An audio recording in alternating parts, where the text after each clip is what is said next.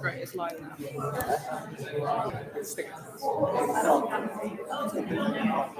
Down the front. Good plan.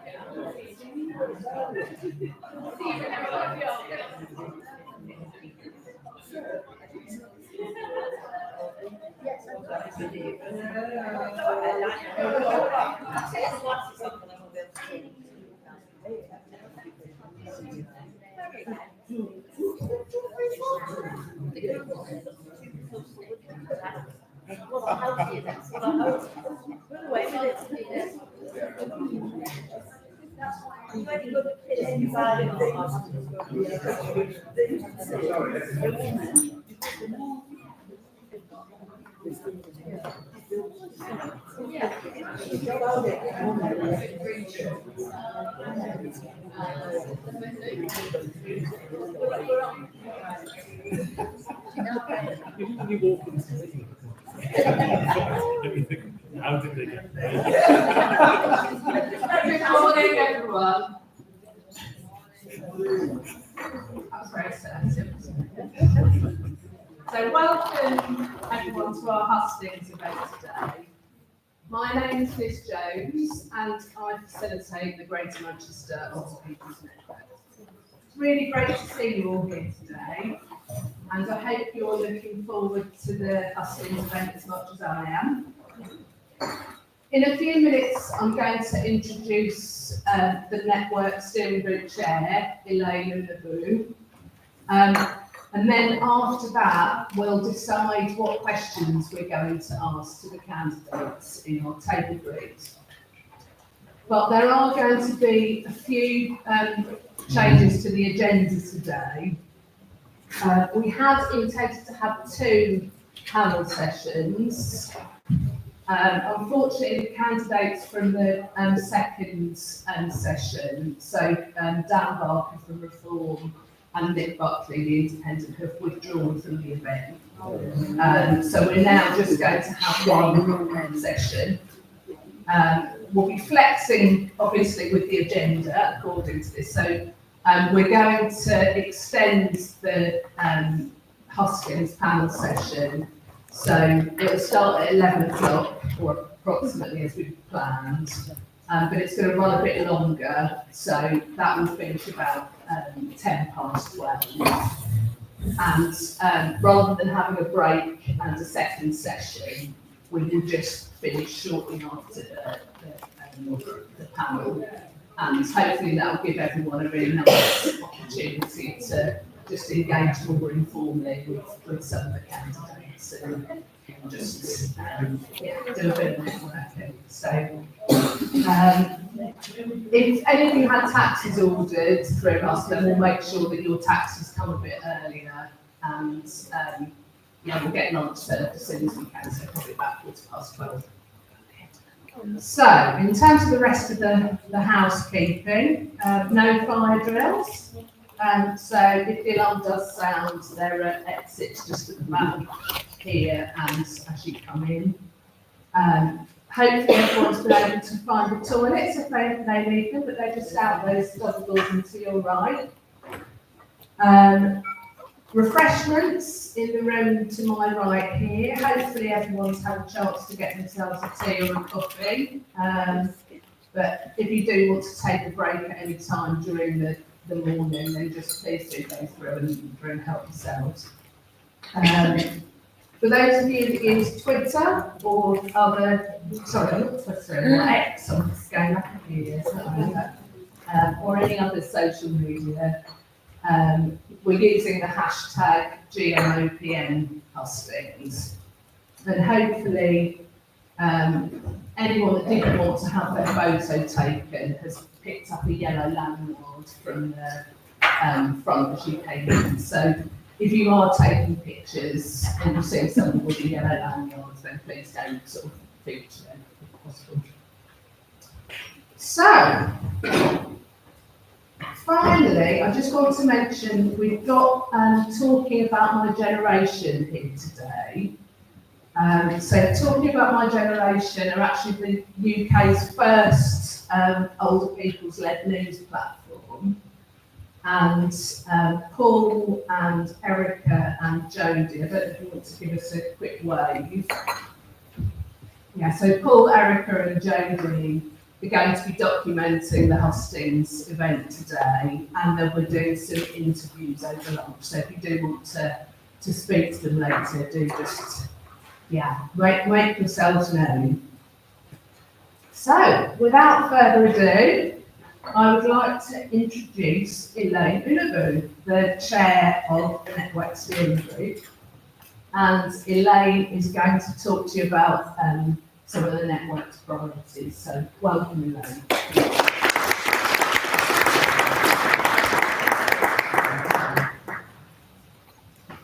Good morning, everyone, and welcome to the Meet the Candidates event today.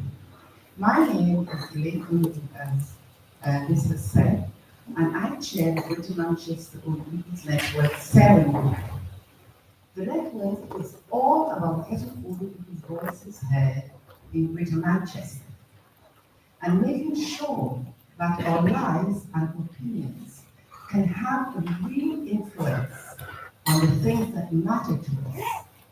The mayoral election is one of the most important political events for Greater Manchester. So we knew it was important to arrange a hosting event like this and give older people across Greater Manchester the chance to engage with candidates so that we can make an informed choice on the 2nd of May. At our event last year, Living Up in Later Life, we talked about what a good later life looks like for older people in Greater Manchester. We'd like to take this opportunity to share a little bit about what we found. But before I do this, I'd like to show you a short video that will give you a flavor of what the network is all about.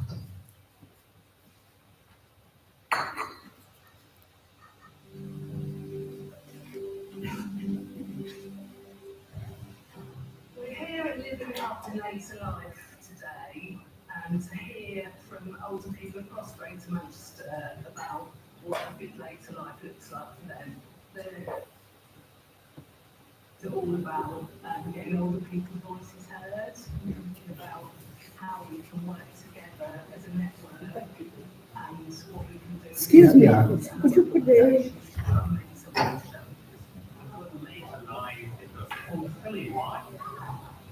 where you fill the day, you get a knowledge, experience, and you keep the brain on second go.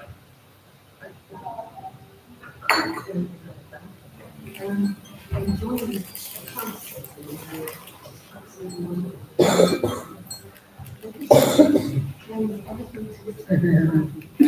without credit.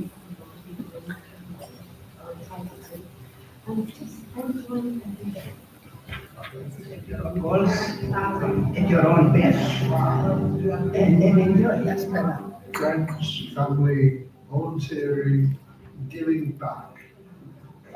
Later life looks very good when you're busy and you're seeing people. That's what you need. A bit of community, a bit of life going on.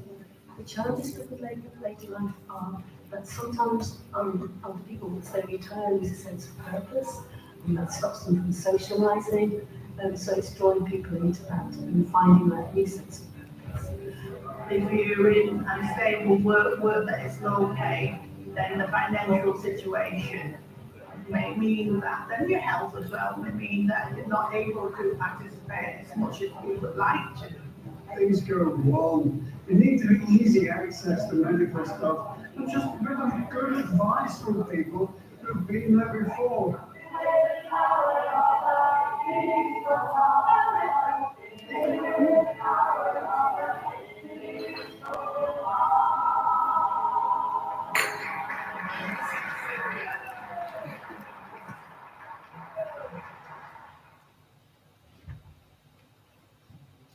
Sorry, Elaine. I just wanted to ask, would we be able to ask questions after your talk? Sorry, I'm sort of butting. Pardon? Would we be able to ask questions about this? Because I'm just new. I didn't know that it existed, the GM, Other People's Network. If you would see me, not after the talk, because of the agenda, but that's a bit too late for me to like to know. Yeah. Thank you very much. As you can see from the video, the Greater Manchester People's Network is being about age proud and positive about aging. We know that a good later life looks different for different people, but we believe that a fulfilling life, in whatever shape that takes, should be the realistic expectation for people in Greater Manchester. We want our mayor to share that expectation and to support Greater Manchester's older citizens to make this a reality for as many people as possible. We need our mayor to recognize the personal and structural challenges that we are likely to face as we grow older, and to make sure that older people's voices have parity in our society. The network is led by older people, and we want opportunities to share our ideas and have an influence. In 2018, Greater Manchester was the first age-friendly city region in the UK to be recognized by the World Health Organization. This was a fantastic achievement for Greater Manchester, but we need to make sure that this is reflected in the experiences of older people wherever they live in Greater Manchester.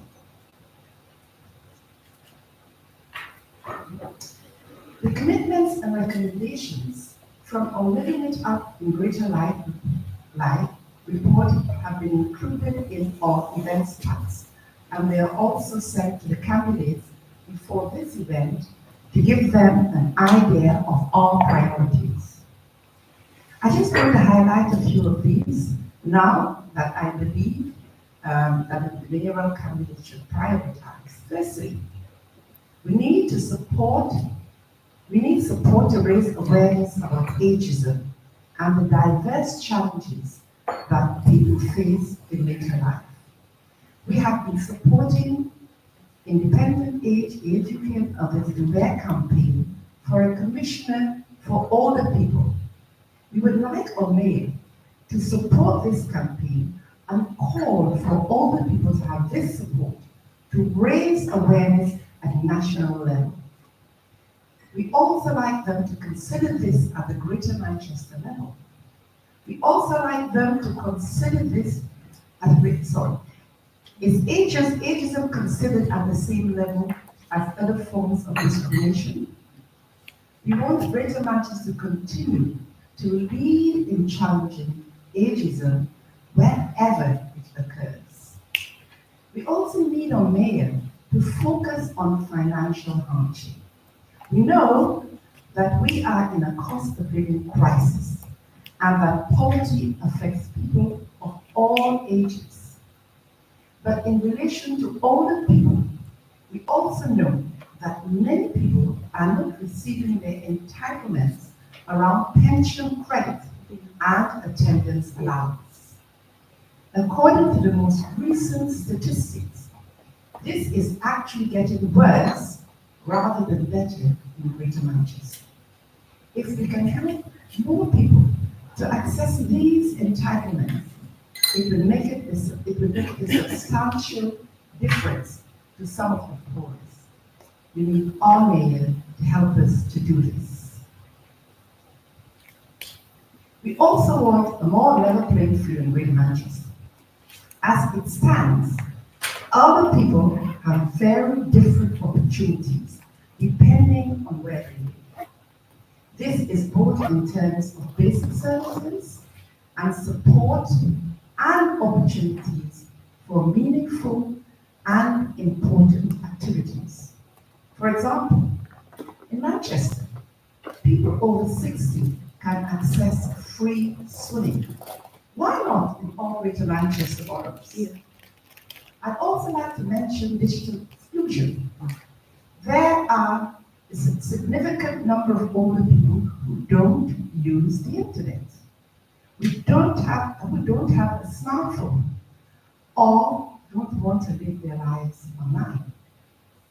With more and more services now digital by default, it is rarely difficult for these people. Whether it's needing to download an app, to park your car, needing a car to pay for coffee at the Lowry, or constantly being signposted to websites for information, there is need for non-digital options. Finally, I'd like to mention neighborhoods. As we grow older, we tend to spend more time at home and in our local areas. We know that some things make a huge difference to accessibility for older people. Clear and level pavements, toilets, and somewhere to sit down. These are basic things, but they can make the difference between someone getting out and about and being stuck inside. We know that living a good later life looks very different for very different people, but we need the support from our mayor to make sure that the infrastructure is in place for us to do this, wherever we live in Greater Manchester. Thank you.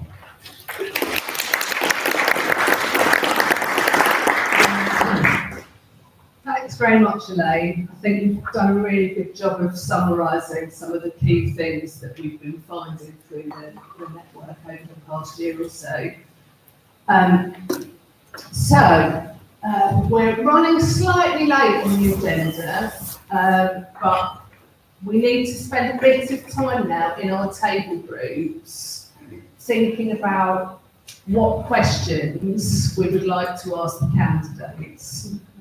Obviously, there's quite a few more people here than there is space for questions to be asked. So we thought, as today's all about the democratic process, we would use the same principles to decide what questions to ask. So we've given each table a theme, and we chose the themes based on the top priorities that were raised in the recent survey that we've done.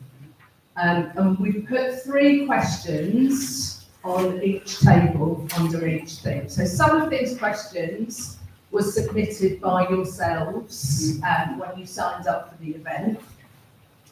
And the rest we've devised collaboratively to reflect the priorities that we've been hearing about. So we'd like each table now to spend, I would say, 15 minutes having a look at the questions on your table and deciding amongst yourself which one question of those 3 you would like to pose to the candidate.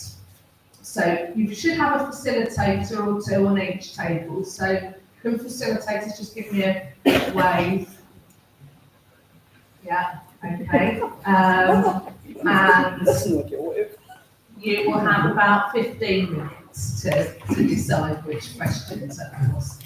Just one? Yeah, so we'll definitely have enough time for one question from each table. We may have time for a couple more questions in total, but it's probably likely to be only 8 questions in total. So if you can decide which one's your favourite. Your time starts now.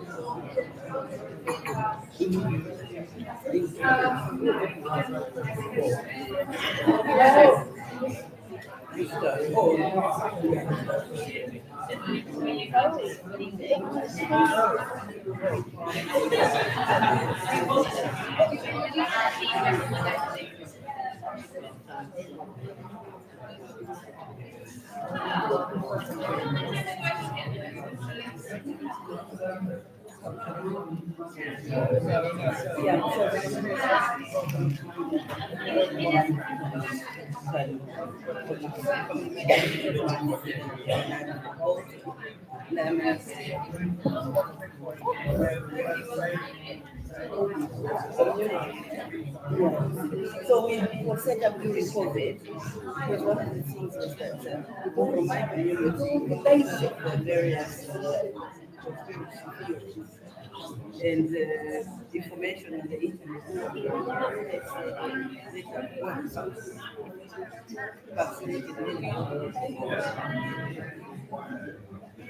Was very low in also, I think, and or other areas. So one of the things that we set up,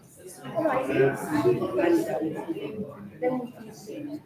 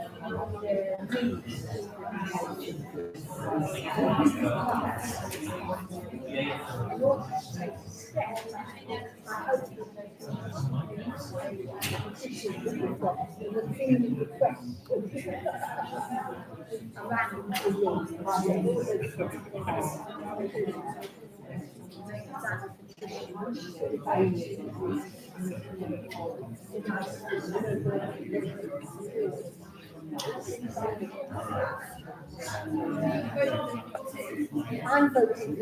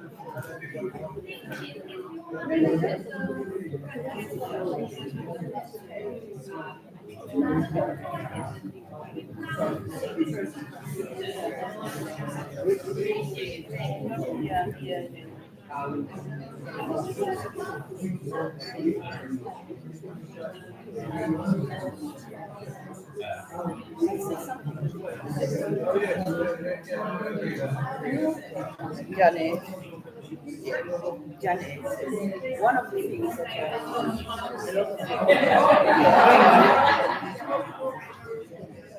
the black community, they are the ones that hold the funding. There's small forms of funding. Yeah, like finance, you can use for right? This funding, they want to like cities, they want to do how the and it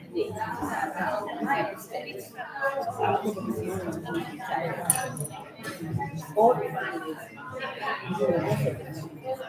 young children, who is supposed to be a family, estate, and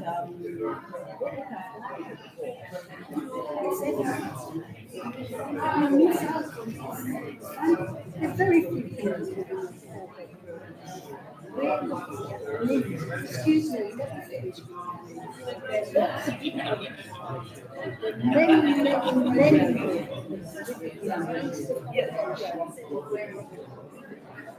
One spare bedroom.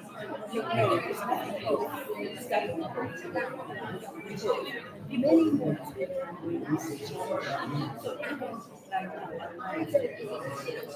So rubbish. Even people living. But what you need to do is have a subsidy. Collect all the rubbish, hire a rescue, and so the community subsidy. That's what we need to look at. What I'm trying to say is that's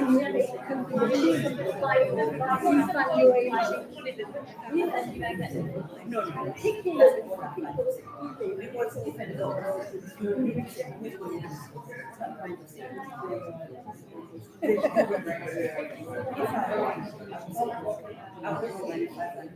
what you need to make sure that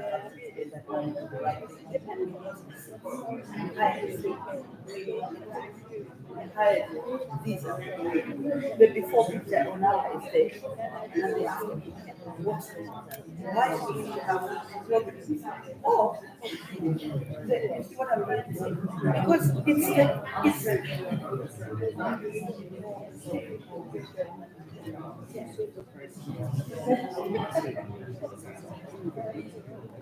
yeah. No, I don't want that.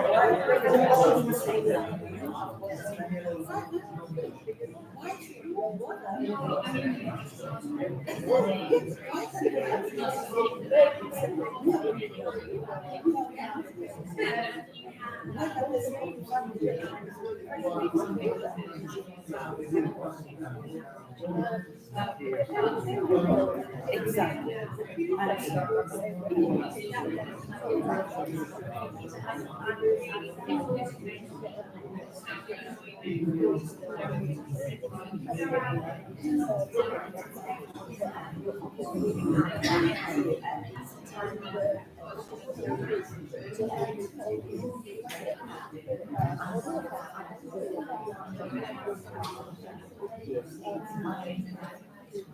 Hi everyone. Hopefully you're nearly at the point of deciding which question you would like to ask. I'm going to come around in the next couple of minutes collecting one of the question papers so I can make sure we know what questions we're going to be asking. If I can please invite the candidates to come to the front now and take a seat at the table at the front.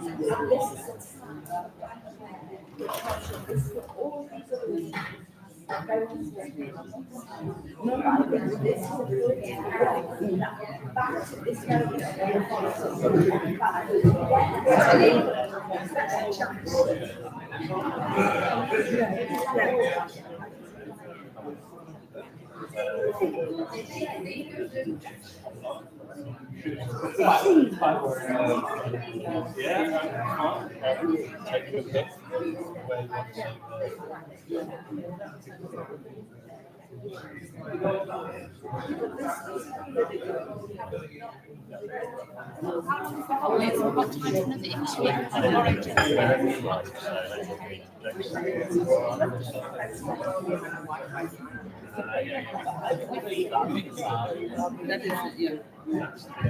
Yeah.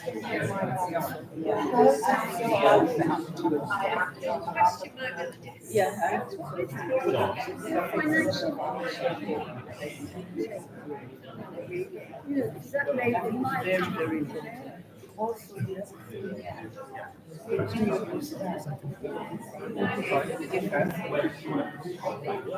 I'll sort it down.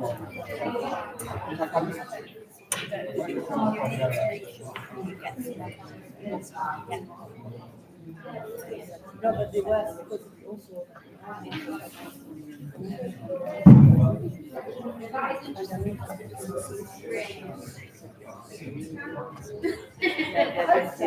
But this one is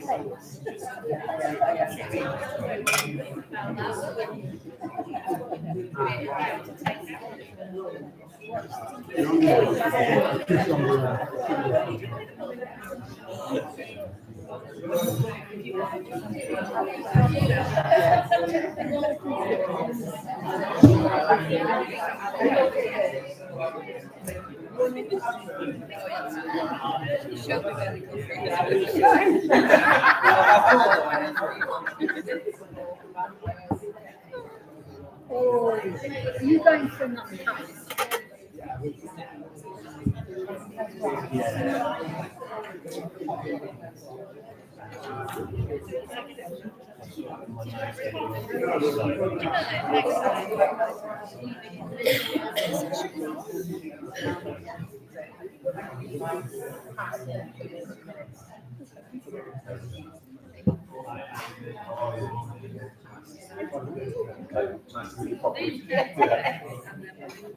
No dispute with the party or. It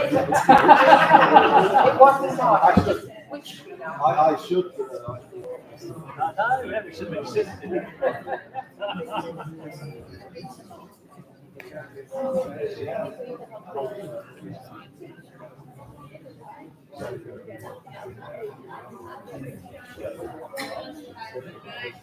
Yes, yeah.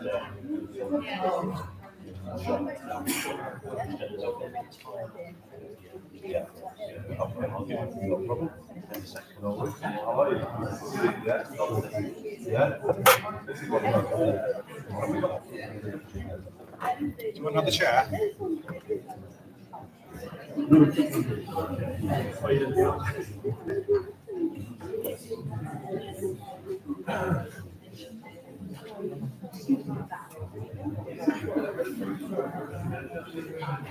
Yes, they don't have it in Trafford, but they might have it elsewhere.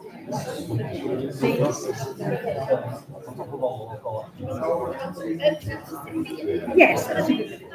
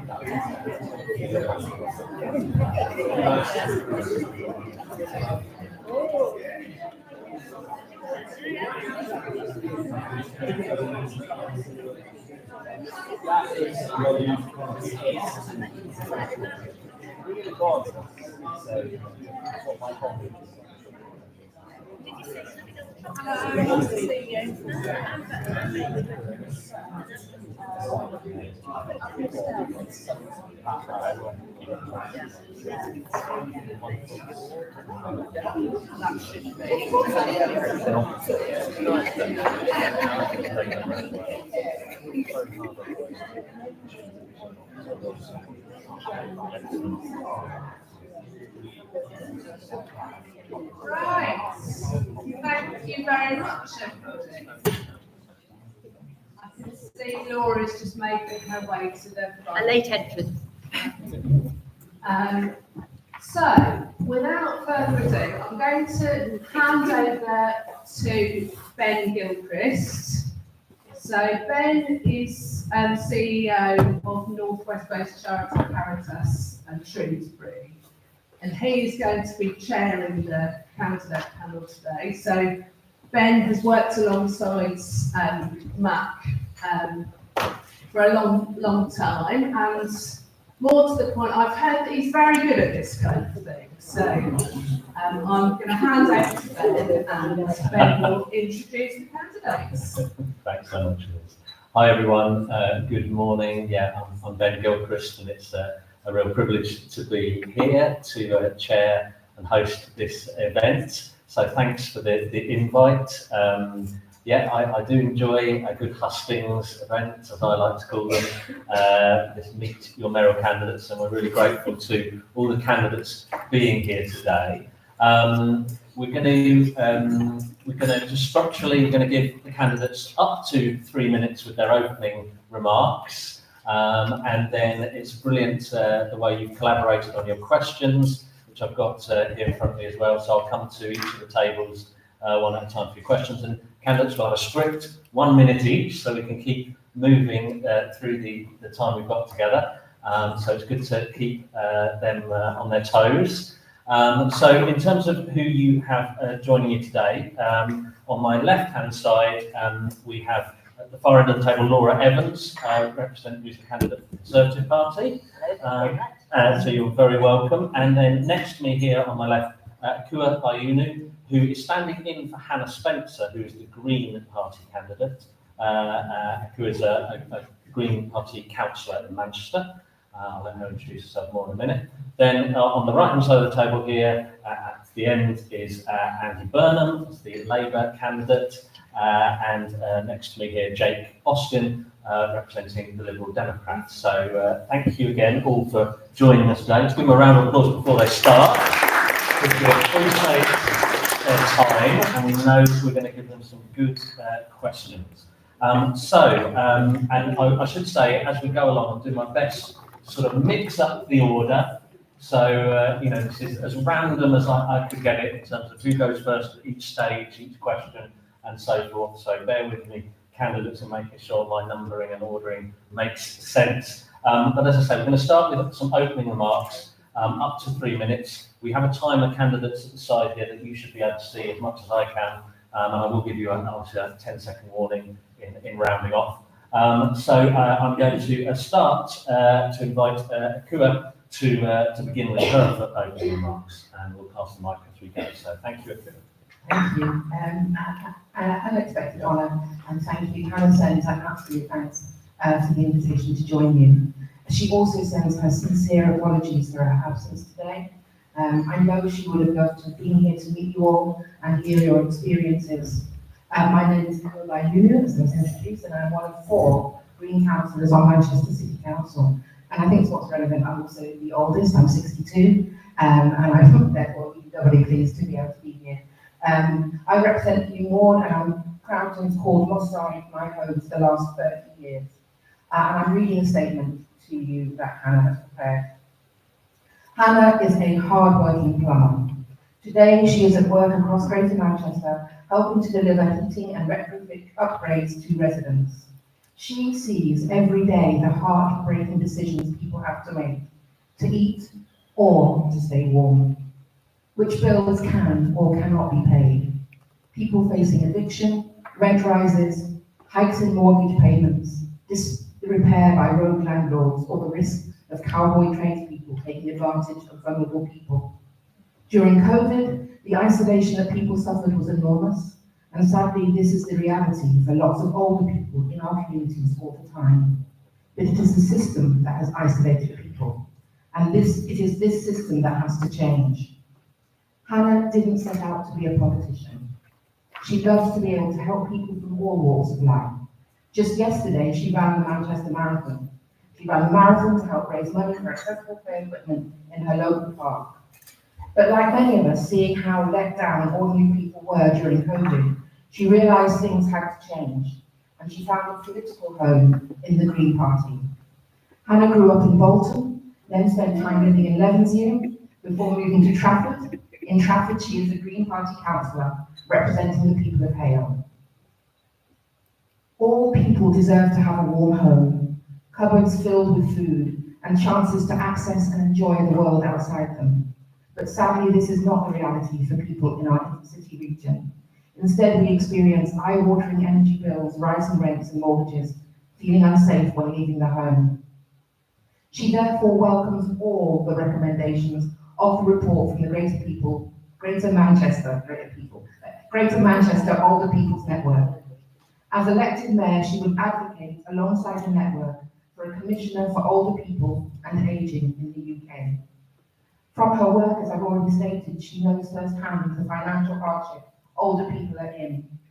Her concerns for the many people who are not receiving their entitlements around pension credit and attendance allowance is reflected in Green Party policy's commitment to ensure that the pension and benefit system is made fit to purpose and fair without really 10 seconds and without further disruption to the lives of the most vulnerable. Gosh, I've got quite a lot to go. Well, I suppose we're going to. That's okay. I apologise, but you'll have plenty of time, I promise, in the questions, because these do cover the topics you're already touching on. Okay, I know other candidates will they be. do. So I'm gonna pause you. I'm sorry if you. Can I do the last bit to 10 seconds? Last 10 seconds, go. Hannah sees through her work the huge differences in opportunities and life outcomes for people depending on where they live. The gaps in healthy life expectancy across the region are huge and unacceptable. And although Hannah worries about the climate emergency, it wasn't the reason she joined the Green Party. She joined the Green Party because it's the only party with a clear commitment to social justice, to a better and fairer world. Thank you very much. Thank you. Thank you, Akira. And I'm going to pass to Andy now. That's happened to everybody. Can hear. Good morning, everybody. Thank you for coming this morning and for what you all do to support an age-friendly Greater Manchester. It's really great to be with you all. I am Andy Burnham. I'm the current Mayor of Greater Manchester and standing for a third term.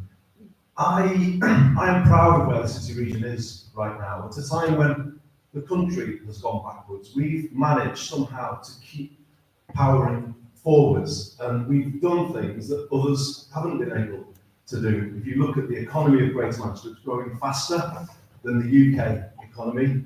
I'm the first mayor to put buses back under public control and build an integrated public transport system outside of London. Others are now following. We have been leading the way in many ways, and that was reflected in the fact that I signed a new devolution deal with the government last year.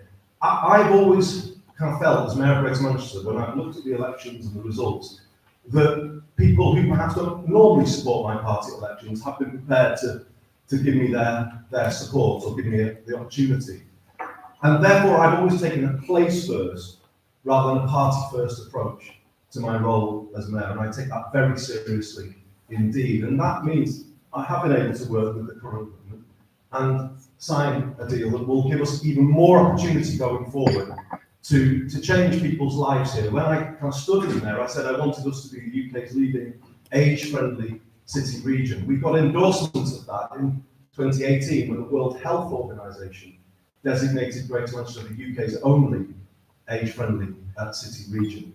And we have been building policies out through our age-friendly team of the Greater Manchester Combined Authority, working with our Older People's Network. You've done brilliant things, particularly around the Age-Friendly Communities Initiative that many of you will know. But the question is, where do we go from here? And my big idea at this mayoral election is to introduce across our 10 boroughs a new Live Well service, using the freedom and the flexibility we're about to get with a new funding arrangement with Whitehall that makes it more like Wales or Scotland, where we can use a block of funding more flexibly. I want to move in a more preventative direction and give people simple, practical, everyday support to live their lives, with particular focus on supporting older people.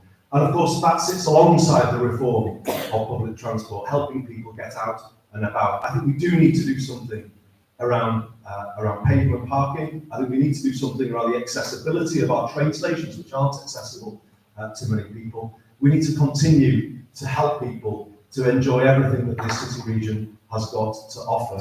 And my final commitment is to create an R-Pass for older people. So where young people have got free travel linked to free cultural and sporting opportunities, we're going to make the older people's travel pass the same, an R-Pass for older people, so they can get out and about and enjoy this wonderful city region of ours. Thank you very much. I'm now going to turn to Laura. Hello, thank you very much for having me here. Just earlier, my dress ripped open in the wind, which was rather embarrassing. Luckily, I had leggings on, so nothing too bad to show. I'm really pleased to be here today, and I'm actually quite pleased I came a little bit earlier, because many of the things that you were talking about were some things that actually hit home with me that we haven't achieved or haven't done in the last 7 years. But the big thing for me is safety. Feeling safe on our streets has been my biggest concern. Now, my in-laws, one of them was mugged at home, and then they were mugged again at the hole in the wall where you get your money out for a tenner. And he didn't tell me he was mugged for 2 months.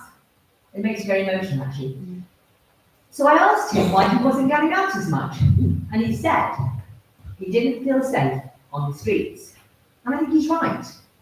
And when I went to the disability hustings last week, they told me they didn't feel safe on the streets.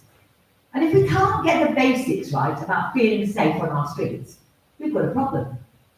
People must be able to go out and feel that they can wander our streets in Greater Manchester anywhere, knowing that they are safe. So my commitment to you is to make that happen. I will not abdicate the role to a deputy. I will lead from the front on policing. I will make sure that the foundations of a good society are put in place. Now, there's a lot of other things I want to do besides that. I want to make sure that you can travel about and have accessibility and get into buildings, make sure our bus stops are accessible. And you even mentioned, I think, earlier today about pavements. The council should make sure that you can use our pavements without tripping over. They should make sure that you can wheel a wheelchair or a pram, but you can't. These are the basics that we haven't managed to do in 7 years so far. So I think there's a huge amount that we could do better. I think there's a huge cry for people. 27% of the population of Greater Manchester is in fact older.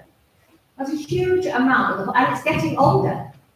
And we want to live good, well, healthy lives across the whole of Greater Manchester. So as you right, I think you mentioned about the swimming pass. Well, I don't know why that would be for everybody in Greater Manchester. That seems like a really good idea to me. But we need to make sure that when you're living older, you're happy and well and involved and not lonely and not isolated and not staying at home because you're frightened of fear on the streets. So that's my commitment to you. I want to listen to you today, take on board what you've got to say, and then hopefully when we've done that, and I do get elected, if I'm so lucky, we'll listen again and we'll make it better. Thank you very much. Thank you. Hello everyone, my name is Jay Costin and I am your Liberal Democrat candidate this year for the Manchester Mayoral Elections. I was born and raised in Wigan. I've lived in Greater Manchester, worked in Greater Manchester my whole life, and I live in Hazel Grove in Stockport with my husband Andy, where I'm also a councillor. I'm actually a councillor on the only borough in Greater Manchester that is not controlled by Labour, that's controlled by the Liberal Democrats. So you will not be surprised to hear me talk about some of the things that the Liberal Democrats are doing in Stockport as a template for what I want to do and what I bring to Greater Manchester, whether that's things like protection of our green spaces, the building of affordable homes in places that need them, or improving their digital access for all our citizens like we're doing in Manchester, in Stockport at the moment. But I'm not just standing for those reasons. I'm standing as your Liberal Democrat candidate because I too, like Andy, am quite proud of Greater Manchester, the place that I live, the place that I work. But there is so much more that can be done. There are so many things that we could be doing better, like what Laura was saying about policing, like when it comes to protecting our green belts. We can do more, and Liberal Democrats across Greater Manchester have been challenging Labour and challenging the political parties on making sure that that happens. We are doing those things in Stockport and we can do them across all of Greater Manchester. That means that my priorities to you, as your candidate from there, are things like building on the public transport infrastructure that we have now to readjust the lens so that it's not so focused on how people from across Greater Manchester get in and out of the city centre, but actually looks at how the suburbs of Greater Manchester are connected, so that we can restore local bus services that have been cut over the last 5 years and bring them back into the new network that's been created. It means things like building affordable homes across places that need them, while also protecting our green space, but doing it so in an accessible manner to make sure that those homes are suitable for all generations of the future moving forward. And I'd just like to talk quickly about things like, as Laura was saying earlier, how important it is to work with the police, to protect our police and fire services from cuts that we've seen over the years, to make sure that we get the basics right on policing. And as your Liberal Democrat candidate, I would be happy to confirm that it's not just good enough for me to make these commitments to you tonight, but also we need somebody to be able to hold us to account on those if I'm lucky enough to be elected. So I'd be delighted to appoint an Older People's Commissioner for all of Greater Manchester who can hold me as a mayor to account if I manage to get elected as well. So I'm really proud to stand on those commitments, to work with you guys and discuss with you guys the topics that are most important to you, but also to stand on behalf of all Liberal Democrats across Greater Manchester that are all already doing fantastic work, not just in this mayoral elections, but for the local elections happening on 2nd of May as well. Thank you. So thanks very much to all our candidates for those opening remarks. I know you'll already spot they're touching on the things that we're going to come to around the table. You've got some great questions. It's always tricky, how can we get all of them in? So thanks for choosing a focus in the different topics. And first of all, we're going to come to the table that looks at questions about financial hardship. Can you give us a wave? Where's this table? There we go. Right, thank you very much. So wait for the mic to arrive. Who's asking the question, please? Hello. There are many older people in Greater Manchester living in poverty, but thousands don't claim the benefits to which they are entitled. What will you do to improve take-up of benefits and specifically pension credit and attendance allowance? Thank you very much. So what will you do to improve take-up of benefits, specifically pension credit and attendance allowance? I'm going to come first to Laura, please. Hello, thank you very much. Yes, well, I mean, that's just wrong, isn't it? Because the money is available to be got, and it should be got. And if we haven't, and I know it's not happening, so there's maybe several reasons why that is. Some people feel too proud. Other people feel that they can't get to it, and other people don't know it even exists. And that is just unacceptable. So when we have organisations like this, I don't know why we couldn't have more workshops around making it really clear. And I think the other point that you raised earlier about the fact that they feel excluded, because everything's going on that website. I had a woman once ask me where WW British Gas was on the high street. I mean, that just doesn't work, does it? So I feel that we could do an awful lot more. And as somebody who would be able to do a lot of signposting and involvement, and as I've already alluded to, 27% of people are involved in the population, I would make sure that we had much more signalling work with you to work out what the best approach would be and indicate those approaches and take it forward. So thank you, yes. Thank you very much. And next, Kura, if you could take this question, please. Yes, I mean, as I already said, the Green Party are committed to a complete overhaul of the system in the first place. So though we would absolutely invest in I think really in the communities that do have the best place to reach older people and find ways of communicating with them, investing in sort of mentors and advisors. We'd also like to really overhaul the system completely. And one of the things in terms of our policy level is just looking at the whole role of older people in society. We have a very sort of quite narrow approach to that. So the Green Party are committed to looking at older people, at the role they play in society, to looking at a completely different economic model, For instance, there's a citizen's income, which enables people to work part-time, flexible home working, so that people some people want to retire early, others don't. So it's a completely different way of looking at what retirement can or can't look like for older people. Thank you very much. Come to Jake next. So what will you do to improve take-up of benefits, specifically pension credit and attendance allowance, please? In short, knowledge is power, isn't it? People don't claim these benefits because they don't know that they are available to them to claim, as someone has already said. And it's often the role of local authorities to make that happen, to inform, to let people know what it is that they have access to. But unfortunately, we're in a climate where local authorities have had devastating cuts over the last decade. And so the capacity to be able to give the resources required to inform people of those benefits that they can claim is just not in the same place where it was 1-2 decades ago. But we can work smarter, and I think across Greater Manchester we can work with all local authorities to make sure that they are giving all of their older residents the information they need. A lot of that comes down to digital skills, which I'm sure we'll touch on a little bit later down the line. So much of this information is only available online, which isn't good enough. In Stockport, we are working to upskill people so that they can access those digital skills, but we also need to work across local authorities to make sure there are other areas of access to that information so everybody can get hold of the benefits that they are able and that they are entitled to. Thank you very much.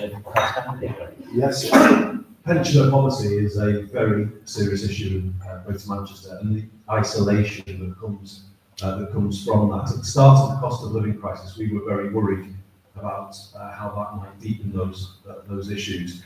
And so I mentioned the age-friendly team with the Greater Manchester Combined Authority. I asked them to develop a specific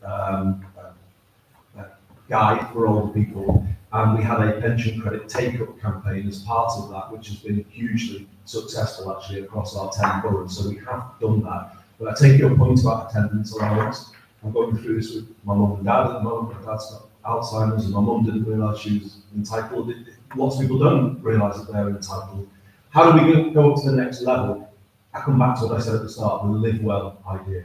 A core component of the live well will be financial support in every community. Simple financial support, somebody to speak to help you get what you're entitled to. That's the idea behind live well. Thank you very much.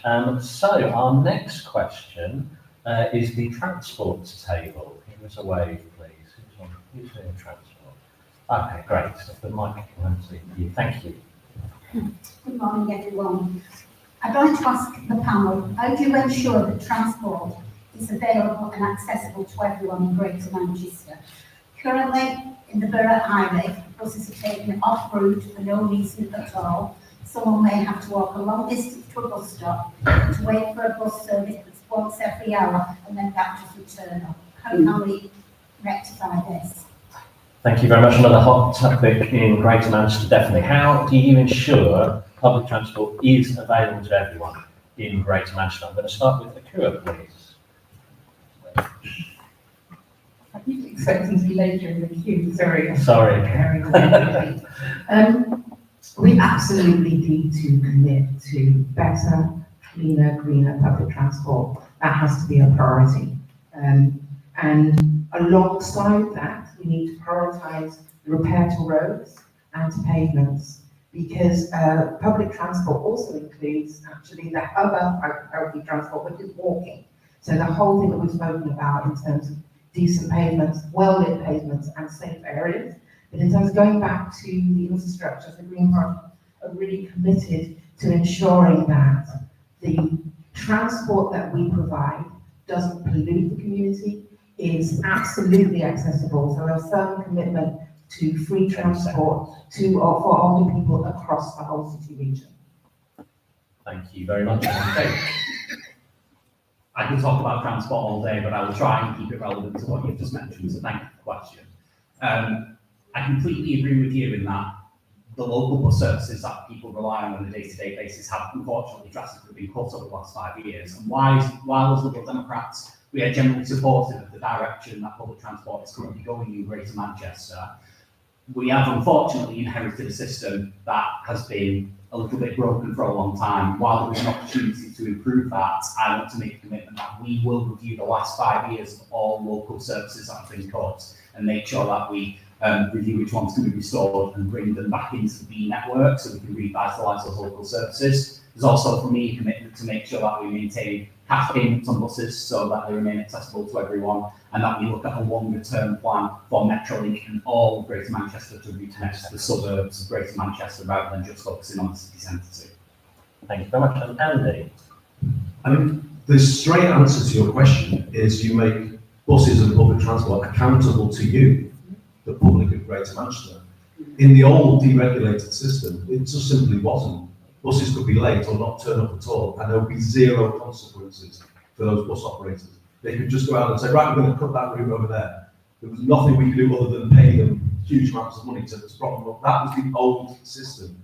In the new system, in the B network, which covers half of the city region at the moment, so we're still building it, and it's not perfect. If they don't turn up, if they are providing a poor service, they can suffer financial consequences from us. That is what the B network means. You are in control and they are working for you. It's public transport again, public transport, not what we had before when they were cycling out the profit. And alongside that, the accountability comes newer buses, announcements of the next stop, which we have now, and visual displays, more space, better disability access. We are building a better bus service, but it's in transition at the moment. It's getting better. It's not where I want it to be yet, but I know already the B network is better than what it replaced. Thank you, Andy. And Laura. Yes, hi, thank you very much for the question, and I get your despair if that bus never turns up. My problem with it is we've also, you know, the thing that we could have fixed all along was the bus stops that made it so that they were accessible and so that they were, you know, not overgrown. And I've reported this many times because, you know, we haven't done the basics. So it's all very well saying, actually, we don't have any more bus routes coming, I don't think, under the B network that I've seen. We have lots of yellow buses, old buses painted yellow at the cost of about 4.9 million. But what we don't really have is the basics. And if you can't actually access a bus, you can't get to the bus stop, and you can't in many cases, or indeed they don't turn up, I don't think there'll be any more accountability. I think private operators, whether we like it or not, actually did their very best and worked quite well. And I'm disappointed to see that this operation hasn't gone particularly well in many areas. We've got buses that don't turn up still. But I get your brief, and I would make sure that those bus stops were fit for use across Greater Manchester, and hopefully improve buses as well at the same time. Thank you. Thank you very much. So our next topic is crime. Where's the table who's looked at these questions, please? Give us a wave so we can get the microphone. A crime table doesn't sound quite right, does it? But, yeah, we've got a questioner. Thank you. Thank you very much. My name is Bola from Civic Growth Foundation, and the question we are answering on our table is about the scam and fraud and increasing all the time, particularly online. And this is a serious concern for older people and the source of much anxiety. What measure will you take to protect people in Greater Manchester based on the feedback from AGK? Thank you. Thank you very much. So, yeah, this question based on feedback from AGK Wigan. So another great example of how you collaborated across Greater Manchester to bring these key topics together today. Scams and fraud and their increase and all the anxiety and terrible concern they cause. What measures will you take to protect people in Greater Manchester? I'm going to come to Jacob first, please. It's a really great question. I'll be keeping an eye on the crime table for that for the rest of the since now I know where you guys are. So fraud and being scammed online, it's no longer the territory of people who are not digitally skilled.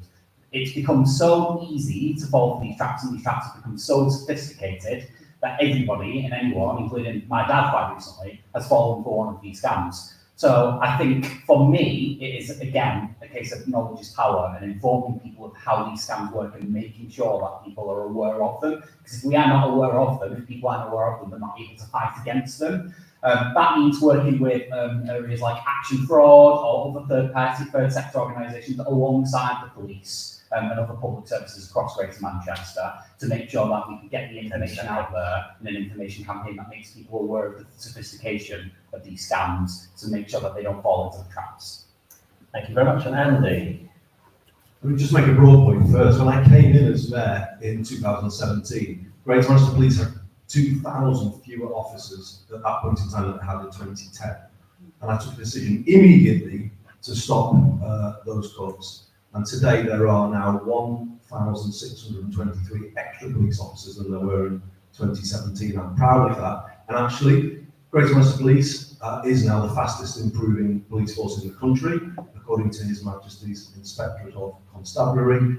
And overall crime is down. You wouldn't think that, hearing some of what's been said this morning, but it is in the last 2 years. Knife crime is down, residential burglary is down. It's important just to remember there are big challenges, don't get me wrong, but actually that is the picture. On fraud, I completely agree with the scale of the issue. You know, my kids laugh at me when I say to them, is this a real link or is this a, and they just laugh when I show it. So therefore, you know, it's a really hard thing to tackle. Some of it emanates from outside of our city region, but I think it is really important that we improve public information about the scams that are going around, and that's something I will certainly take a look at. Thank you very much. And I'll come to Laura now, please. Yes, thank you very much. So this crime is bigger than us. It's huge. It's not only in the UK, it's international. And I don't really call on the government for much. I want to run this region very much independent and able to call on them with the bigger stuff, but this is the bigger stuff. This is huge and it's dangerous. I work in the infrastructure business. This is my bread and butter business. I run a national company that runs cabling. We will not be able to handle this alone. We will need to invest money, local money, to make people more aware, to make sure that we have these sessions, training sessions, and if you're already online and you're banking online, then that's not too difficult to do. But the other part of it, it's so massive. It is an international crime, really. And I think it's something that we would have to really draw down to get people really much wiser on. It costs millions, billions, and it is something that we need to really, really work on together. Thank you. Thank you very much, Anna Kura. Yeah, from a Green Party perspective, first of all, let's acknowledge the work that's been done here, and we talk about those figures in terms of more police is really encouraging. This is a very specific type of crime that we have to address, and I think what we're talking about at the core of this is communication, and it's a sort of circular communication. There are multiple experts in the field, and we, the people, and particularly older people, are part of that expert network. We need to bring them together with the police, with the banks, with the businesses, to ensure, because we know these are going to happen, and it's how quickly can money be returned to people.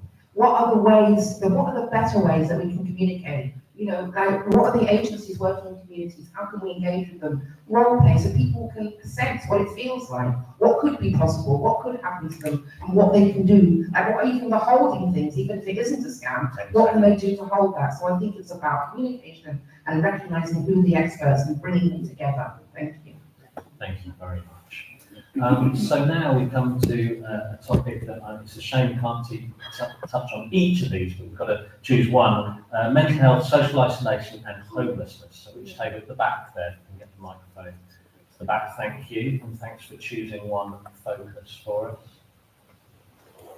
First of all, thank you all for coming to see us. Our question relates to homelessness, which still continues to be a major issue in Greater Manchester. Many homeless people, it seems, also have mental health issues. What will you do, please, to tackle this situation and help prevent the most vulnerable people from falling through the gaps? Thank you very much, and that's based on a question from Alan Hartman. Thank you, Alan. So what will you do to tackle the homelessness situation and help prevent the most vulnerable people from falling through the gaps, with that emphasis on acknowledging mental health issues underlying a lot of challenges for people? I'm going to come to Andy first. Well, this is a huge personal priority for me. When I came in as mayor in 2017, I said I would make it a top priority. Some background there. I created something called A Bed Every Night, and that is a scheme that operates across our 10 boroughs, 550 places for people who would otherwise be sleeping rough. It's not just a bed every night, it's the same bed every night, because when people go into one of our A-bed locations, as we call it, they stay there. As a result of it, we had got homelessness and rough sleeping right down. It was 300 per night when I came in as mayor. It was into double figures last year. Sadly, a Home Office policy around evictions of people from home office accommodation has put those numbers back up again. So I can't control those things, but what I can do is give you a straight answer and say a bed every night stays if I'm elected as mayor for the next 4 years at least 500 places a night, and I will continue to donate 15% of my own salary to supporting Better Every Night, as I have done every single month since I was elected in 2017. Thank you, Andy. And Laura, please. Yes, thank you very much for that.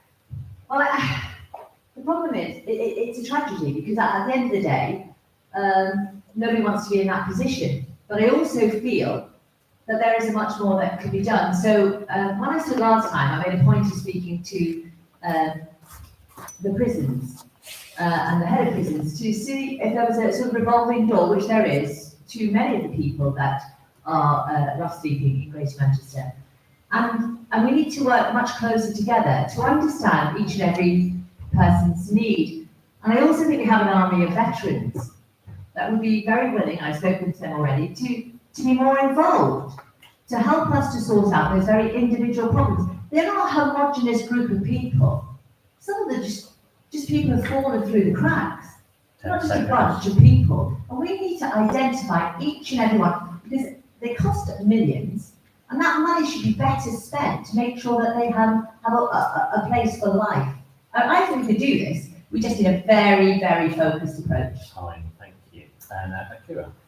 Right, oh my goodness, this is here, place of passion to me. And also it speaks to the very message that if we vote green, get the team. And I've already spoken to Hannah that this would be an area that I would commit, bringing my skill and expertise. I'm a member of Greater Manchester Tenants Union. We are deeply immersed in the question around homelessness. And yes, people spoke about street homelessness, but there's a whole invisible homelessness, whether it's the families. We have families put in temporary accommodation all over the city region. And that can be up to 5 years. Up to 5 years for a family living in accommodation that they can't really call home.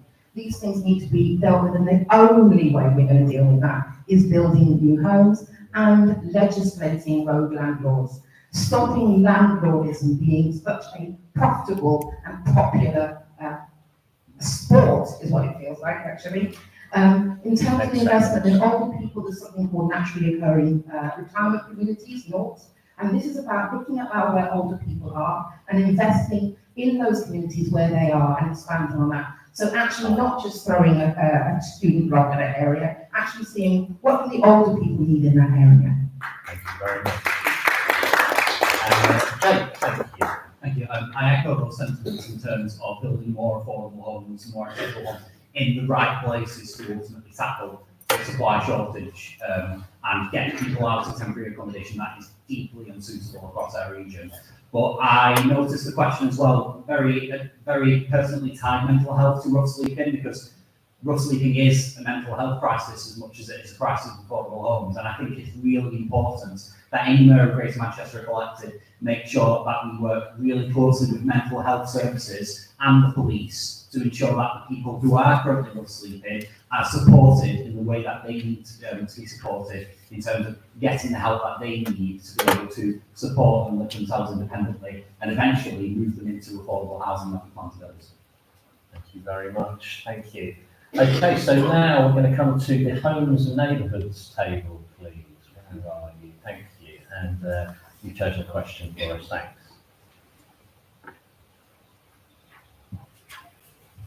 The Older People's Network has done a lot of work on housing options, which is really if people in their 50s, 60s, 70s decide they perhaps can't stay where they are, should they move into another area where their relatives live, should they have adaptations. We presented nationally, it's something no one else is doing. Local authorities only seem to cope in crisis when people are stuck in hospitals. So an imaginative way of solving this problem, please. Thank you very much. So housing options and not just seeing crisis response at a local authority level, what would you do if elected? Akira, first of all. I mean, if Hannah was elected as our Green Mayor, and I really hope that we look at that as an option and take that seriously forward, I know that she would really commit to this area. And where we would focus on is it's a whole community approach. This is a conversation that needs to happen within communities and happen earlier. And I come from a very personal point of view. My mother actually came from also suffered from dementia, came to live with me part-time with my family, and actually the support we got was through the voluntary sector. It was through some specialist care, which isn't available everywhere, and I want to see that sort of support for families roll out, but not everybody has families. So that's why I'm saying it's a whole community conversation that needs to be had. How do we house the most valuable, but also the most, I think, one of the most valuable parts of our communities within the community, and actually engage with them? And so it's about having those conversations early. Networks like this need to lead on those conversations. And then what we would do, and we do as there, is invest in the outcomes from those conversations. Thank you very much. And I'm going to come to Jake now, please.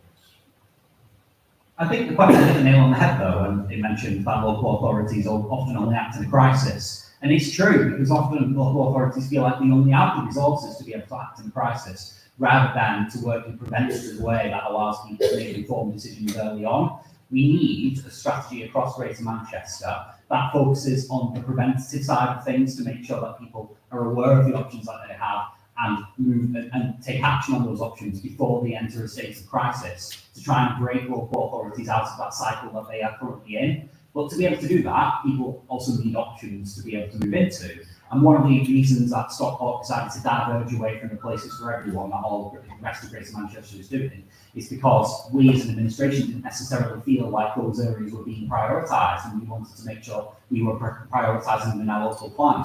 I would be happy, if elected as Mayor of Greater Manchester, to make sure that those priorities that we have in Stockport in terms of accessible housing to provide more options for older people are brought to all of Greater Manchester and places for everyone too.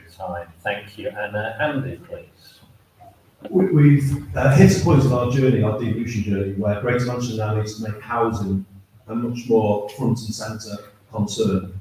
That's what I have set out a plan to do as part of creating a new Greater Manchester Housing First unit in the combined authority.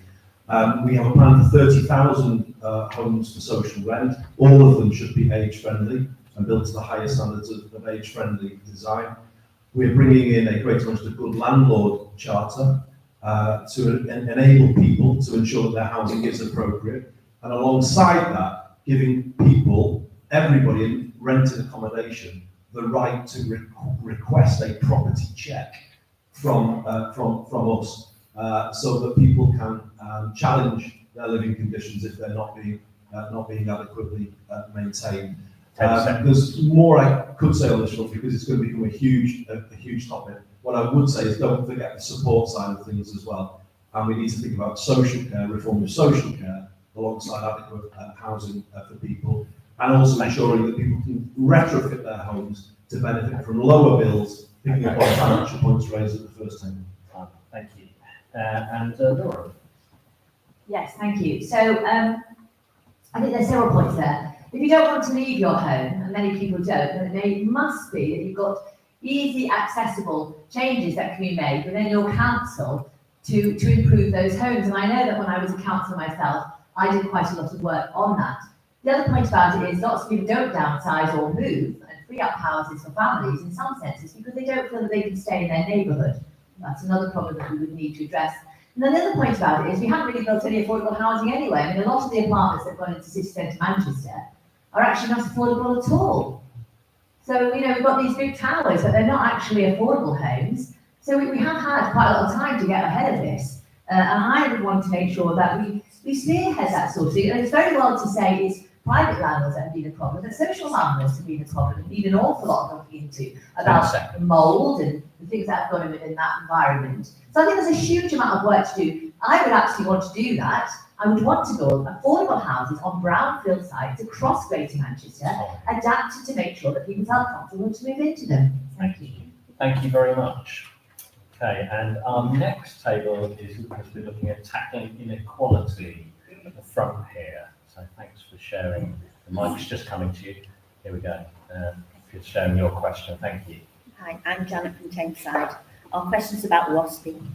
What are your views about the Women Against State Pension Inequality WASPI campaign and Ombudsman ruling highlighting that thousands of women may have been affected by DWP's failure to adequately inform them that the state pension age has changed and should be provided with compensation. What will you do to support women impacted in GM? So thank you very much. And I know Tameside has been a big spearhead in the campaign nationally, hasn't it? So thanks to everyone who's involved in such a vital campaign. So in terms of the DWP's failures to adequately inform women about state pension age changes and the desire for compensation, what would you do to support women impacted in Greater Manchester? I'm going to come to Laura first, please. I'd stand with you. I'd try to make sure that you've got your voices heard. It's just not good enough. I think the other point about that is the fact that lack of information, again, this is coming through time and time again. Because what we do have is a problem where, as we've noticed, and I think lots of people see it, there's sort of two tiers, isn't it? You're either in the know. I mean, how many people aren't here? Because I got this at Disability Hustings last week. We didn't know about it because it was advertised, I suspect, mainly on social media and online. So we are, in a sense, part of our own failure because we haven't made it clear. So I just support with you. I mean, I'd be there with you, doing everything I could to assist, to make sure that that was resolved. Thank you. Thank you very much. And Kira, please. Oh, we're talking about a double whammy of oppression here, aren't we? We're talking about the impact of ageing and the impact of sexism and the impact of women. Yeah. And we need to acknowledge that exists and how that impacts. And actually, I will just go back to the same thing. We need to be the people consulting around this. In terms of how this is being communicated, I think it's how it's being communicated, but also what we're going to do to undo the damage. What needs to be in place is a scheme that actually works with the women to say, what do you need now to rebuild your life to that future? And that's what we would commit to. I mean, the commitment to collaborative working is at the core of Green Party values, and that's what we would put in and implement. And actually, it's something that I feel like it does really well, but I think it's the Green Party who can take this legacy forward in that work and actually set up a commission where women lead that conversation, but we don't just moan about what's happened. We put real solutions in place in terms of the impact on our lives and what investment needs to happen in older women. Thank you. Thank you very much. Jake. I mean, on a national level, the answer is fairly simple, and that an independent panel gave the government recommendations on what they should be doing to compensate those women. They should do that at a minimum, give that compensation as they have been recommended to do by an independent panel. And we need a MER that will push for that and fight for that. No matter what government we have in the next 6 months or so, we need to make sure that MER pushes the government to accept those recommendations and recompensate those women. But of course, across Greater Manchester as well, there's stuff that we can do from the mayoral capacity to help support those women outside of what the national government can do for compensation. And I'd be happy to work with any organisation as MER to make sure we provide that support, listen to those women and get them the support that they need. Thank you, Jack. Andy.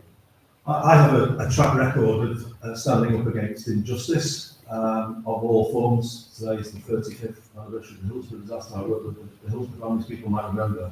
But when I was a member of Parliament, I staunchly supported the WASPI campaign from the very beginning because I saw the injustice. It all comes down to the acceleration of the move to the equalisation of state pension age in 2011. It was the coalition government.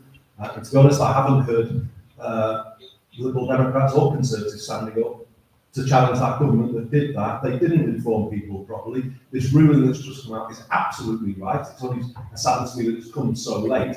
This government should act now to rectify this injustice. And let me just make this plain for everybody so nobody's under, in any doubt.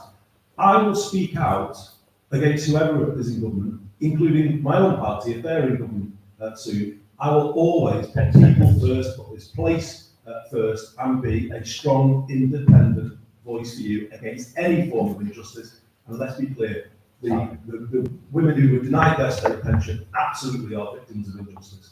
Thank you very much. So we're going to come to the question on ageism appropriately now. So at the back, and I should have said before, actually, it's appropriate coming to you, Atia, because the WASPI question is noted as from you. So thank you, Atia, for highlighting the WASPI question. Now bring us an additional ageism question. Thank you. Thank you very much for that. So this question is in two parts. First is, do you think that ageism is a problem in our society? And the second point is the Greater Manchester Older People's Network are supporting the campaign for a commissioner for older people and ageing in the UK to raise awareness and work to meet the diverse challenges that people face in later life. Would you commit to this proposal? Thank you. So you've still got 1 minute, I'm afraid, but we've heard a few remarks on this already. So just to get it firmly on the record, is ageism a problem? And then with the focus of the network on a commissioner for older people and ageing in the UK to raise awareness, would you support the proposal for a commissioner? And what do you think the biggest challenges for older people in society? So lots to cover, but is ageism a problem, and will you commit to the proposal for a commissioner? I'm going to come to Jake first, please. So you would have heard me make my open remarks that yes, I am open to, if elected, assign a commissioner for all across Greater Manchester. So an easy answer for me on that one. The ageism topic is, of course, there is ageism across all the country and in Greater Manchester. I mean, we are having to have these discussions in terms of providing the infrastructure support for older people, because we live in a world that is not necessarily built to support those people now. And I hope you've heard from me in some of these discussions that we've had commitments to work and to make Greater Manchester an easier and better place to live for people of all ages, but also a commitment to work with the police to make sure that ageism is tackled front and centre when it comes to working with the police from a crime perspective. So yes, down for a commissioner for Greater Manchester of older people, and yes, ageism is a huge problem, and we have to work with the police to tackle that. Thank you. And Andy, please. Well, yes is the answer to the question. There is significant ageism in society. Most prevalent, I would say, in the NHS and care services, and that's where I think it needs to challenge most directly. I would say the country's failure to have a functional social care system is probably the biggest example of ageism. It's been an issue that all of the political parties have ducked. In 2010, I proposed a national care service. I still believe that social care should be provided on the same basis as the NHS, free at the point of use. And I think the country's failure to resolve that issue has left lots of older people without the support that they need in their own homes. And my mum, as I said before, is going through this right now. It's frankly disgraceful that this has never been fixed. The Disabled People's Panel of Greater Manchester has asked me to consider setting up a commission on social care if re-elected. I have said I will do that. I support the idea of a commissioner at the national level, but I'm going to pick up on what Jake said. To be fair, Jake's the first person to say it, but if there's appetite for an older people's commissioner in Greater Manchester working with our network, then that would have to come from our older people's network. If they wanted it, I would support it. Sorry, thank you. And Laura, please. Yes, so I might have got the question slightly different, but I think ageism is in the workplace all the time. I think it's across everything. I think we do have a problem. But I also think that there's an awful lot. So in my business, we welcome people of all ages to apply for jobs. And in fact, we find them very strong and very able to continue working, perhaps for a longer period of time and offer quite a lot of experience. So I don't think that's necessary. We should reflect. We have a workforce that's absolutely, we need to get people back to work. And what we need to also do is get them retrained and offer lifetime learning and all these opportunities. So maybe I'm wrong on the take of that question, and in which case I apologise, but I do see ageism in all sorts of industries, and that should be just a barrier that's taken down. I think we need them, as I say, back into the workforce. As for the commissioner, why not? You're here today. I'm sure that you'd be able to give us an awful lot more experience. We should be listening. I'm listening today, and I'll listen in the future. A commissioner would be an absolute perfect example to set, to say we are listening, we are open, and we're going to make some real differences. Thanks. Thank you. Akira. Thank you. This is so important to us, to Hannah as our mayoral candidate, and to the Green Party, that I actually, on that table, number 2 where I was saying, I put a QR code to the policy that's written into Green Party policy. And I understand why Andy might want to separate himself a little from the Labour Party, obviously. But from a point of view of us putting forward a mayoral candidate, it's a green mayoral candidate, and it has to be built into policy. It has to be supported all the way through our political quality of life for our city and for our city region. So if you look at that, I'll just give the first part of the policy. It's called SW400, and it states ageism is rife in our society. To those over 50, our society seems to be designed and organised for the needs and benefit of youth. And then it goes through the areas that we recognise that. But I want to pick up on a point in terms of what's given that we don't think about. The disadvantage, as you mentioned in terms of our employment, is that we go into retirement already disadvantaged because we haven't been allowed the same levels of progression in our workplace. So there's again a double whammy. So, thank you. And very briefly, is that including a commitment to a commissioner, Kira? Oh, I said that in my opening statement, absolutely. And like Andy, and listening to Jake, if that was something that was needed at a regional, city region level, we would of course support that. Great, so I'm sure that the network warmly welcome all candidates committing to the commissioner proposal, and that is duly noted and recorded. Yeah, I believe. So, well done to the network for that. So we have one final table whose table's not got to me. Thank you for waiting. Tell us your question, please. Thank you. My name is Jackie Hadfield. My question is about social care. And I thank Andy for his responses on that already. So the question, the current social care system is failing far too many people. What will you do to ensure the needs and desires of older people, disabled people, their family carers and care sector workers are met in the provision of social care? Thank you. So, social care is our final topic, and failures on social care. What will you do to ensure that the needs and desires of disabled people, their family carers and care sector workers are met in the provision of social care? Thank you, Jackie. And I'm going to come to Andy first, please. Well, we already have taken action, Jackie, as Greater Manchester, in that our 10 boroughs, and it's a cross-party commitment, have agreed to pay at least a real living wage to all care workers in Greater Manchester. Now, you've got to, if you're going to look after people who are cared for, you have to look after people providing the care. But this is a broken system, as you say, and as I touched on before. I can't believe it that 14 years after I proposed the National Care Service as Health Secretary, the country's completely failed, and actually it's far more broken than it was. And the thing is, you can see now a broken social care system dragging down the National Health Service. The pressure on the National Health Service is mounting because people can't be moved home in a timely fashion, or because they are getting infections or having falls at home. This might be controversial, but I'm going to say I still favour a care levy that everybody would pay, small levy, so that 90% of what they've worked for is protected, and then social care is provided on NHS terms. Peace of mind that comes from having your care provided for older people, for disabled people. Disabled people should not be paying care charges to just simply live their life. Time for a National Care Service, and we'll have a commission in Greater Manchester to get a route towards one. Thank you, Andy. Thank you. Yes, hello. I do think the system doesn't work at all well, and I think that there's much more that we could be done. But we do have the Trailblazers here, and we also have quite a lot to do with healthcare provision in Greater Manchester. I'm not sure that we're moving on that swiftly enough.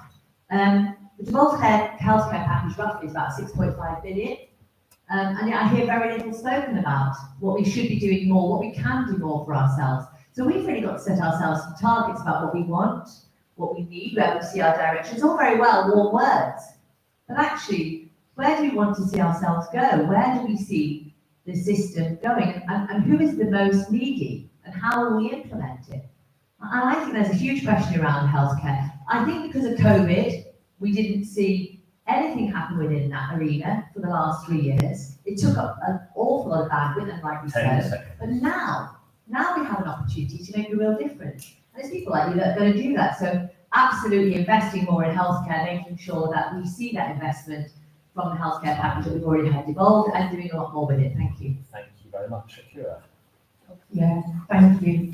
I think that the question I heard centred disabled people within the care service, and that's the question I want to answer. Because there is a phrase from that movement that I feel so strongly about, which is nothing about us without us. And that is the foundational statement that the Green Party mayor Hannah would found her the work that she's doing. And we need, it's been referred to in terms of, this is a cross-party issue, we need to address it. We need to reverse actually some of the awful legislation which is unpacking our National Health Service and actually investing both in the National Health Service but in a National Care Service that Andy's already alluded to is again at the core of Green Party policy. And the only way we're going to do this is break this two-party monopoly that we've got. And vote Green to actually offer a real opportunity for that cross-party working. That's why I'm going to do it. Thank you, Kira. And Jake, thank you. I wish it was a three-party monopoly. That's fair enough. So the problem with social care is basically a speeding train heading for a brick wall that we can see coming from miles off, but we are not doing anything about it from a national perspective right now. We have the foresight to see what's coming, and over the next couple of decades, as our aging population grows, the problem with our broken social care system is going to get bigger and bigger. At the moment in Stockport, we already spend about 70% of our council budget on social care, and I know it's a similar number for other areas across Greater Manchester. And that 70% of our money, it's not enough to work on the system that we have now. We need action from national government to be able to give us the care system and the funding that we need to be able to create a care system that is built for the future. There are things we can do in Greater Manchester already to try and alleviate that. In Stockport, we're trying to adopt to new technologies and to new systems that will make that easier and ease a bit of the burden now. But ultimately, we need national government to get involved and make this easier for everyone. Thank you very much. So thank you very much, everyone, for your questions. We don't have time to come out further. We would be here all afternoon, which would be good, but our candidates wouldn't thank us, and I'm sure you join me in thanking them for all their efforts. And we're going to turn to them in a minute for a short final statement. They've done brilliantly. We really appreciate the way you've managed to get through all the questions. So you have 1 more minute in rounding off those final commitments, those final pledges, the final emphasis from all the important topics we've covered. So thank you, candidates, for sticking to this last task with 1 minute to go. And I'm going to start with Laura, please. Fabulous. Well, thank you very much for having me here today. I've enjoyed it enormously. I think probably some of the things I gained really was when I was listening at the back about the fact that people are feeling excluded. And also the fact that, I'm going to say this is controversial, I'm not sure that you should call yourself the older people, because actually I think there's more than that. I think it's just people in general. I think that you have an awfully good hub here for us to be able to listen to and build upon. But for me, the major part that I'm going to commit to you is to make sure you're safe on the streets. I'm going to listen to you. I would certainly put the commissioner forward. I would certainly want to work with you. But first of all, I really feel that in order for you to feel comfortable in Greater Manchester, and all of the people, the disabled people that I met recently, that we have to have safe streets. That is my commitment, to make sure we get that back. That is our focal point. From there, I will build jobs, opportunities. I'll take you on board with change. I'll invest in our boroughs. I'll build affordable homes, and I will make this place absolutely titanic when it comes to an area within the country and in fact within the world. Thank you very much. Thank you, Laura. Thank you very much. I'm going to come to Jake now, please. Thank you all for the opportunity to speak on some of these incredibly important topics. You've already heard me say that I am committed to a Greater Manchester Old People's Commissioner should I be elected, but I have no doubt that you all will hold me onto account on some of the commitments that I've made tonight, regardless of whether a commissioner is there or not. You've heard some of my commitments in terms of building more accessible and affordable housing in the places that need them, protecting our green space, reprioritising our public transport, and I do that as a Liberal Democrat candidate today, because Liberal Democrats are already doing those things across Greater Manchester, whether that's us in Stockport in administration, or whether that's Liberal Democrats all across Greater Manchester standing up as councillors in your council areas or as your candidates. I'm standing as a Liberal Democrat candidate for mayor because I want to hold our current administration into account and provide a strong vision of the change that we need to support you. But it's not just me doing that, it's Liberal Democrats all across Greater Manchester. And just as important as this election is the local elections to make sure that you guys can vote for the candidates that give us the change that we need across the whole region. Thank you.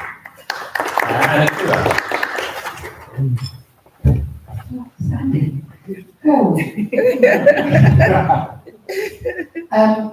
Hannah was so important to receive the report, and she will commit to all its recommendations. One of the things it said was asking that she will commit to working with other leaders across Greater Manchester to formulate a timely and realistic strategy to achieve equality of access to everything the city region has to offer. But from Hannah's perspective, what's more important is to continue to commit to listening to and learning from people aged 50 plus who have the lived experience to bring forward the best ideas to these leaders. If elected as our Greater Manchester Mayor, she would prioritise making people's homes warmer and more comfortable. And I think that would underpin so much of the discussion we've had today. Damp, cold houses cause misery. This misery can be avoided with proper schemes like better retrofitting. We're already paying for the impact of cold, damp housing through increased costs to our local healthcare. And because it means people, when they fall ill, have to stay in hospital because they haven't got homes to go to. So a commitment to this network is 100%, and a thank you to all the work that you brought. Hannah will take that work forward and absolutely commit to working with you. Thank you very much. Just to say thank you to my fellow candidates for the good-natured debate we've had today, and to all of you. The questions that you've asked deserve a proper response, not just today, but in the next mayoral term. All of them need a more substantial response in those 4 years, and I will make sure that you get a substantial response on the things that we've discussed today. We talked about breaking the 2 or 3 party monopoly. Well, I would say I've already done it because I have been a strong independent voice for Greater Manchester. I've challenged my own side where I've had to do it. I've challenged the government where I've had to do it. Not just about point scoring, but what's right for us in this place. And I've always been a strong voice for you, and I'll continue to be a strong voice for you. It's not been easy. It's been hard to be hopeful at times. The country as a whole, I think, has been going backwards. Everything feels broken. Nothing feels like it's working properly. To think about that context, and we've still managed to make a progress, putting the buses back under public control, growing our economy faster than the UK average. You know, this place is the place to look to. This place is where everybody wants to be. We are leading the way, and that's why I'm asking for your support on May 2nd, so that we can continue the progress we're making. Thank you very much. Thank you very much. Thank you so much again to all our candidates. As you can imagine, it's such a busy time for them, so we appreciate the time now. And unfortunately, I think some of them do have to get away straight away. But if you can stay, I know we're going to have a bit of more discussion, and we'd love to welcome you, including lunch is available. I think, as well as that final reminder, obviously, to vote. If I'm not mistaken, you need to remember your identification documents. So please keep note of that as part of voting on this occasion. So I'm sorry we can't come out for more questions on the floor, but obviously that all of our candidates are really Mine busy. isn't a question. It's just to thank, it's just to thank Mark, because I come from Bolton, and Mark is for Manchester. It's not a Greater Manchester organization, but you reach out to all the 10. So I just want to thank you, because I didn't hear anything from Bolton voluntary sector. So thank you very much. Thank you for that. It's a really good reminder that, you know, there's so many people you hear making sure this happens, and that includes Mac's support. And Liz is here to tell us what's coming now, and a bit of wrap-up conversation and the final part of the event. Yes, I don't really have much to say apart from thank you, everyone. And please, thank you to all the candidates, of course. Thank you ever so much to Ben for chairing today. You've done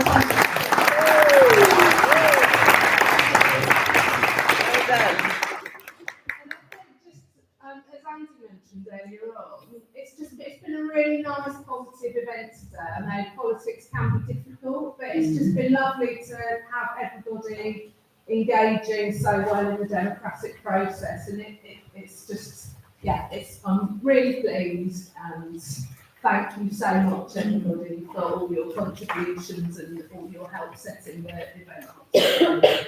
And lunch is served. So thank you very much.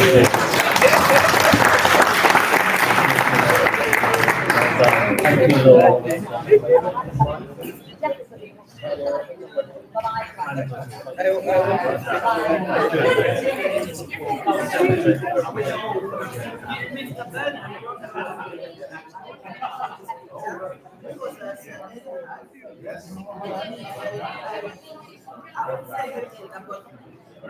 Can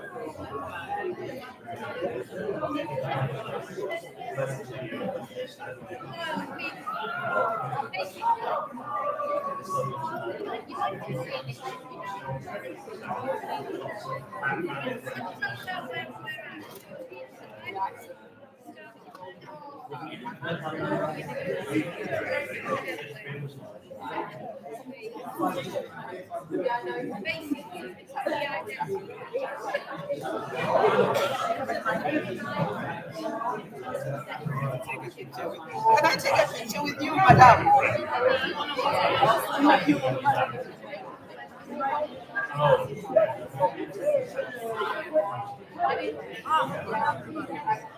Oh, yes, yes.